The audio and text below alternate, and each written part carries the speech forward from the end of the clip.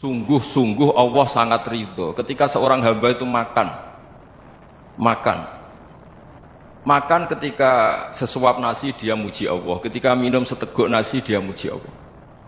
Itu kalau orang diridhoni Allah itu wali betul. Itu untuk jadi wali itu gampang, kamu makan ridho, kamu nginjak buminya Allah ridho seneng, kamu hidup keseharian aman seneng. Nah ini supaya sampean kita semua ngaji betapa panduan Rasulullah untuk menggapai ridho Allah itu banyak yang keseharian sekali. Saking kesehariannya banyak dalam hadis dan itu sahih. Nabi menyebut hal-hal yang keseharian. Hatta ma tas'alu fi imra'atika, kamu punya uang kemudian istri kamu bisa makan, itu ibadah. Bahkan sebagian ibadah itu dicontohkan Nabi yang akhirnya diprotes sahabat, yaitu wa fi buti ahadikum sedekah, kamu menggauli istri kamu itu ya sedekah. Sampai sahabat bilang, yang benar ya Rasulullah, ayati ahaduna syahwatahu wa huwa lahu ajrun, masa urusan biologis, urusan syahwat kemudian dia dapat pahala. Nabi menjawab, alai salawadu'aha fi haramin akana alaihi wisrun. Bagaimana kalau dia meletakkan ke yang tidak benar, itu kan dosa. Nah, hal-hal seperti ini yang saya ingin teman-teman semua, saya juga agak ingin ngaji demi Anda, juga agak ingin. Itu dosa sekali ngaji kok pesanan kelompok tertentu itu gak boleh. Islam itu untuk semua, jadi ya cuma karena di depan saya jenengan ya seakan-akan jenengan korbannya. Itu ada ilmunya dalam usul fikih itu. Jadi orang itu harus ngaji usul fikih. Nama yang disebut, mungkin Mas Sufyan masih ingat zaman ngaji usul fikih. Nama yang disebut itu tidak jaminan sebagai prioritas perintah. Jadi misalnya gini, kebetulan yang di depan Nabi itu Abu Dzar. Nabi ya bilang, ya Abu Dzarin ini uhibbuka misalnya, atau ya Mu'ad ini uhibbuka, atau ya Abu Hurairah ini uhibbuka misalnya. Banyaklah riwayat yang Nabi nyebut ya Abu Dzarin, ya Mu'ad, ya Abu Hurairah. Kemudian misalnya Nabi meneruskan khitab, ini uhibbuka, saya mencintai kamu, fakul dubur sholatin, atau sebagian riwayat disebut fala tada'anna dubura kulli sholatin Allahumma inni ala dzikrika wa syukrika wa husni ibadatik. Saya mencintai kamu, siapa saja, Mu'ad bisa, Abu Dzar bisa siapa. Saya mencintai kamu, mohon kalau habis sholat kamu jangan lupa wiridan Allahumma inni ala dzikrika wa syukrika wa husni ibadatik. Ya Allah, tolong kami permudah supaya mudah ingat engkau. Anda tidak bisa mentang-mentang, wong nama saya Parmin, nama saya Purnomo, itu yang diperintahkan Mu'ad misalnya.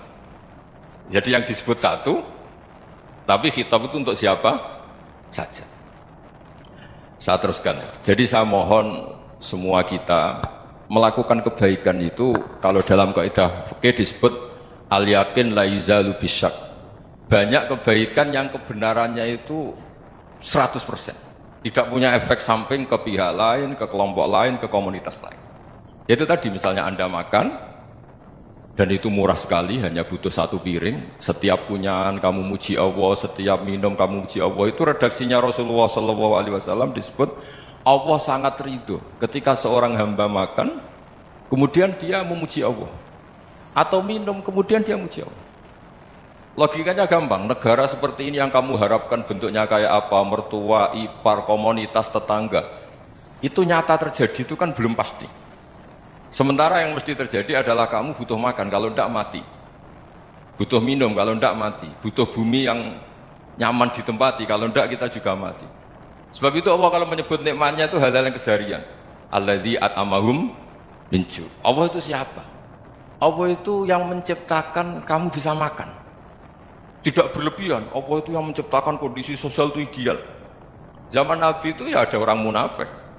Orang-orang pilihan Allah itu juga diuji orang sekelilingnya yang macam-macam. Semua diuji sesuai konteks zaman dan waktu. Nah, tapi ada ibadah-ibadah yang selalu disarankan Nabi. Sampai Nabi itu pernah ditanya, ayul islami khairun ya Rasulullah, Islam terbaik itu gimana? Jawaban Nabi itu unik. It'amu to'am, Islam terbaik itu ya makan-makan, jangan santai-santai. Ketika Allah menyebut beberapa kebaikan, falak tahamal aqobah, wa ma adrokan Allah mal aqobah. Terusannya apa? Fakku rokobah. Terusannya apa? Au it'amun fiyaumin di masubah. Ya itu acara makan-makan itu juga Islam. Kenapa? Ya bayangkan kalau tidak ada makanan, kita mati kan?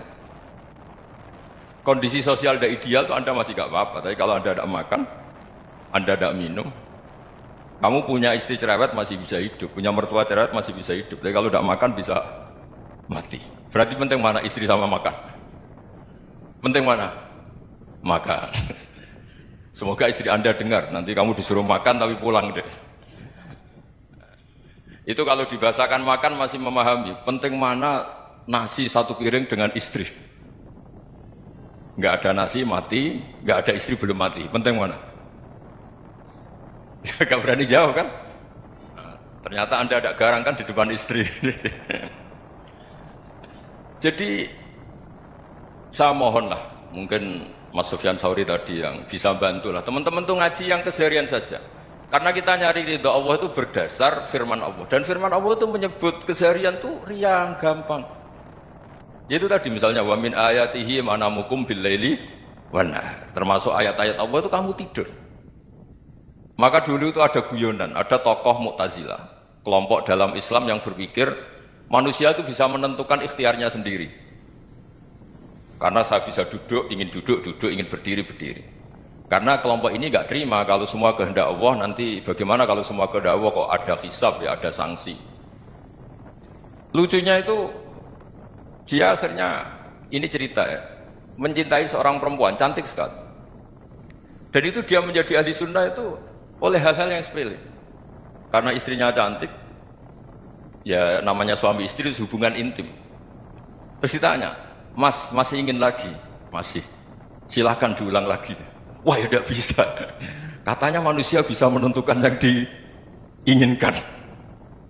Itu tobat itu. Itu nggak bisa ditobatkan Mas Sufyan Ats-Tsauri. Orang cantik yang mudah nobatkan orang itu orang cantik. Segampang itu.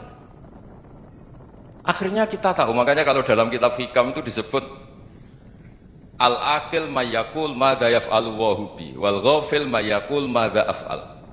Orang yang punya akal karena sadar ini wilayah Allah, semua milik Tuhan, itu dia tiap hari berpikir besok Allah akan melakukan apa terhadap dunia ini. Kamu merencanakan suatu mau plesir ternyata gempa, mau wisata ke Rusia ternyata perang, kamu tidak pernah tahu apa yang akan terjadi besok. Wa ma tadri nafsum madza taksibu ghadan. Tapi anda semua kita ini sering punya jadwal permanen. Makanya saya kalau diundang siapa saja bisa takdir. Yang jelas Gus ini acara penting. Ya masih acara penting nak pangeran ngersakno piye? Kowe ape dadi pangeran, kamu kok mau jadi Tuhan? Itu kadang ya kiai. Penting Gus acara ini jenengan harus memastikan bisa. Loh kamu itu yang ngajarin tauhid, sesuatu itu biadillah kok bilang-bilang apa pasti. Kalau terus tak tobatkan kamu kata saya. Ya kalau gitu Gus bilang insya Allah. Wah itu hati saya, fisik saya, roh saya sudah bilang insya Allah. Tidak usah kamu latih kata saya. Nah hal-hal tauhid keseharian itu gampang sebetulnya. Wal ghafil yaqulu madza af'al. Tapi orang yang lupa Allah dia setiap hari bilang besok apa? Kita bisa melakukan apa? Seakan-akan dia itu aktor, dia penting, dia subjek permanen, dia. Padahal kita ini hanya objek kehendak Allah Subhanahu wa taala. Karena kita yakin sesuatu yang terjadi di alam raya ini kita tidak bisa apa-apa. Makanya saya sering ngaji, sering bilang ketika Anda mensifati Allah, dia yang menghidupkan, sudah itu tanamkan sehingga ketika kita mati santai saja. Kenapa santai? Allah punya cara menghidupkan kita. Zaman kita hidup juga gak tahu caranya ngelola jantung, ngelola paru-paru. Kamu juga gak tahu ngelola oksigen yang tidak beracun, tidak mengandung polusi. Tahu-tahu hidup. Gak ingin tua ya tahu-tahu tua, gak ingin mati tahu-tahu mati. Selama ini kita hidup juga agak tahu apa sebetulnya. Hanya gaya tok, punya jadwal, punya planning. Kalau kamu bisa menentukan pilihan Anda, pasti Anda istrinya cantik, 4 neriman semua, qanaah semua. Nyatanya enggak kan? Ada 1 jelek, cerewet. Wah itu kan, nyatanya enggak bisa apa-apa Anda kan? Dan kamu bawa mati lagi. Itu kan istri Anda juga gitu, punya keinginan punya suami yang ganteng, yang jabat, yang neriman, yang enggak poligami. Ya enggak kesampaian juga. Kalau kita ngitung tingkat kegagalan kita itu gagal terus. Ya kan? Nah, terus ingat Allah, madza yaf'alu wa bi. Orang yang punya akal selalu berpikir Allah itu menghendaki apa terhadap saya. Lalu sama-sama orang melihat orang yang serius, itu kata Anda itu pemikir berat, serius, senang punya tokoh yang merengut karena kamu anggap serius. Tapi sebagian orang menganggap orang yang serius itu wong merengut, wong masam, wong muka kok ditekuk. Jadi sama Itu hati, ya muqallibal qulub tsabbit qalbi ala dini. Karena kita nggak tahu cara berpikir kita tentang orang lain, tentang sekeliling kita. Misalnya kita orang baik yang jenis ngrumat fakir miskin. Ada orang bangun masjid mewah itu janggal. Apa artinya masjid mewah kalau banyak orang kelaparan? Tapi kalau yang jenis pendidikan, apa artinya masjid mewah kalau tidak bisa ngaji? Nanti yang jenis infrastruktur, apa artinya ini kalau semuanya punya sudut pandang yang berbeda-beda. Dan Islam mengapresiasi semua kebaikan. Tapi katakan semua kebaikan itu adalah kehendak Allah Subhanahu wa taala. Karena apapun baik Anda itu pakai fasilitas yang diberikan oleh Allah Subhanahu wa taala. Sehingga ini yang disebut qulillah tsumma darhum fi khawdihim yal'abun. Ya kembali tadi ke tema-tema bahwa keseharian Anda ini sudah Islami. Saat Anda tidak bisa melakukan apa saja. Saya sering ada jenazah, biasanya kalau tetangga meninggal saya sering disuruh ngelepas.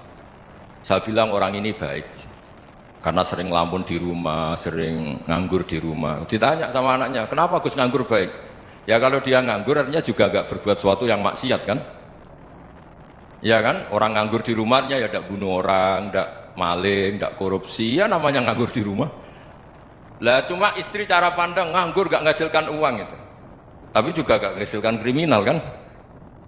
Jadi sebenarnya Islam itu cara, makanya kalau sampai ngaji usul fikih itu ada kitab usul fikih, namanya Lubul Usul, itu terkenal sekali di pesantren itu. Itu kalau ngapresiasi keseharian itu luar biasa. Izma min mubahin illa wa yatahaqqaqu bihi tarku haramimma. Karena keseharian yang mubah saat Anda lakukan itu ada kehebatan yang luar biasa, yaitu meninggalkan haram. Makanya dulu banyak orang-orang alim ketemu temannya itu guyon sampai semalaman. Itu biasanya yang semangat Islam itu kiai kok tidak tahajud, kiai kok tidak witir. Orang yang sedang mapan uangnya banyak, malam itu tidak kelayaban itu sudah luar biasa. Melawan nafsu supaya tidak maksiat itu sudah luar biasa. Supaya lupa guyon sama temannya semalaman sampai subuh. Gojlok-gojlokan ngenang zaman miskin, zaman kuliah nggak jelas, zaman apa. Melihatnya jangan takut tahajud. Seperti ini meninggalkan tahajud, tapi meninggalkannya ini talqul muharramat. Jadi kayak apa hebatnya? Sehingga Imam Ghazali punya riwayat yang agak unik. Hatta takuna ibadatu akhiri hadil ummah iku an-naum. Sehingga suatu saat ibadah terbaik umat ini itu tidur. Itu kan riwayat kontroversi. Ketika Imam Ghazali ditanya, kenapa iya? Kenapa kamu mulai keluar dari rumah itu sudah banyak maksiat, melihat perempuan yang enggak mahram, melihat fenomena. Tapi kalau kamu tidur itu enggak melihat apa-apa. Tapi juga kamu jangan nganggap tidur itu ibadah betul. Saatnya melakukan fardu ain malah masih tidur.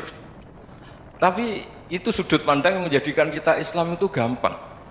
Jadi saat Anda tidak bisa aktivitas apa-apa, misalnya ada beberapa orang yang lumpuh.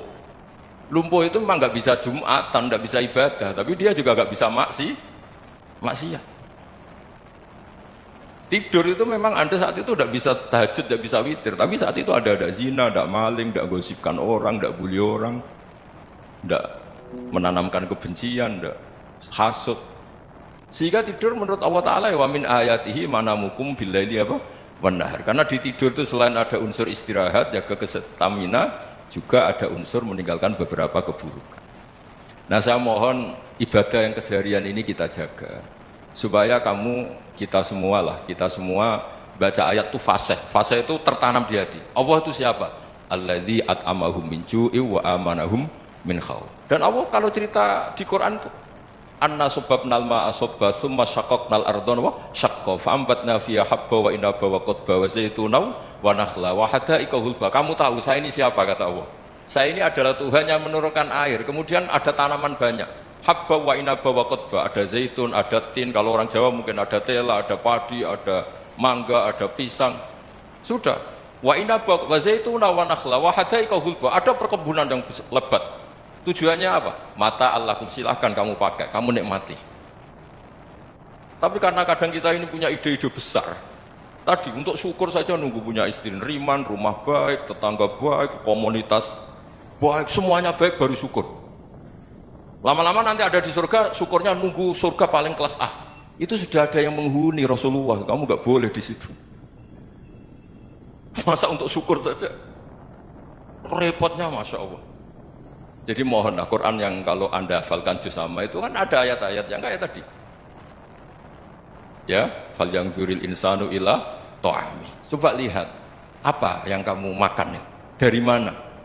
Dan untuk mempertahankan hidup kamu keseharian. Jadi jangan kira ibadah itu harus membentuk komunitas yang versi Anda. Ibadah itu harus yang hal yang mulu-mulu. Kesehariannya Anda alami. Loh ini saya tidak bikin-bikin. Saya ngaji bukan karena berdasar pesanan. Itu ayat yang saya baca kan betul ada ayatnya kan. Fal yang dzuril insanu ila ta'ami anna sababnal ma'a sabba thumma syaqqaqnal ardo syaqqa fa ambasna fiha habba wa inaba wa qadba wa zaituna wa nakhla wa hadaiqa ghulba. Terusannya apa? Mata'al lakum, silakan kamu nikmati. Mata itu silakan kamu nikmati. Ya kayak sampean dikasih hidangan ya makan. Ya sudah makan, habis makan ya minum, habis itu ngantuk ya tidur. Ya sudah normal-normal saja. Kayak apa indahnya Islam? Tapi Anda mencari Islam yang gimana lagi? Nah itu yang diajarkan guru-guru kita, diajarkan sanad kita sampai Wali Songo, sampai Rasulullah SAW. Bahwa pada akhirnya ada jihad, ada perang. Itu dulu memang perang, bukan membunuh, beda. Dulu kita dijajah Belanda ya perang, dan itu normal karena kita dijajah. Jadi ketika orang lain ingin baik sama kita, wa in ahadum minal musyrikin astajaroka ya fa'jirhu hatta yasma'a kalam Allah. Kalau mereka ingin baik ya kita baik. Makanya ada istilah musta'man, mu'ahad. Kalau mereka ingin damai, berdampingan dengan kemajmukan ya itu yang lebih baik. Karena memang Islam menghormati proses perdamaian. Wa in janahu lis-salmi ya fajnah lah. Kalau ingin damai ya kita harus